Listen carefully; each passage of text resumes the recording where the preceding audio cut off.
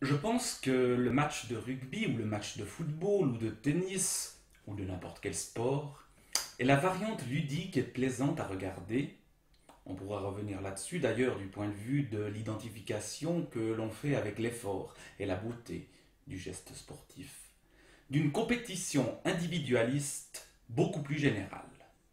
Cette compétition est liée au développement de la théorie de l'individualisme possessif par des auteurs comme Hobbes, Locke ou Harrington. Ces théoriciens du XVIIe siècle ont contribué à systématiser l'idée que nous, êtres humains, sommes propriétaires de notre corps, qui n'appartient plus, comme jadis, à un groupe plus large, à un lignage, un clan, une maison noble, une divinité, une église. Nous sommes propriétaires de nous-mêmes et en tant que tels, nous pouvons entrer dans des relations avec autrui définissables comme des échanges marchands. Chaque individu est donc le foyer de sa propre émancipation et de sa liberté, ce qui a donné bien sûr la philosophie des Lumières, mais aussi le foyer d'une compétition pour acquérir des biens, du prestige, etc. Cela ne signifie pas qu'il n'y a pas d'individualisme ailleurs. Chez les hachoirs, il y a de l'individualisme aussi, mais il est de nature extrêmement différente.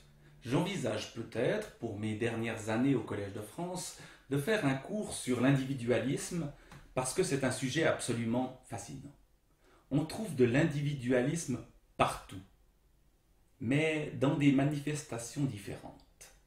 Cet individualisme moderne, celui de l'homo economicus, pour reprendre sa forme la plus caricaturale, d'un agent économique dans un marché, propriétaire de lui-même, de son travail, de ses biens, etc., qui rentre dans des interactions économiques, est évidemment en permanence dans ces dispositifs de compétition que sont le gain d'avantage par rapport à autrui. Ça, c'est la formule généralisée, le sport étant la quintessence empreinte de beauté de ce mécanisme. Et c'est en cela que le sport est différent du jeu. Je reviens à ce que je disais plus tôt. Le sport moderne est né dans les écoles anglaises.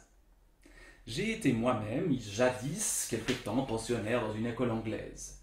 Je suis d'ailleurs un des rares Français, je crois, à savoir jouer au cricket, qui est un jeu bizarre, puisqu'au lieu d'avoir deux équipes qui s'affrontent simultanément, on a des membres d'une équipe qui viennent l'un après l'autre affronter seuls la totalité des membres de l'autre équipe.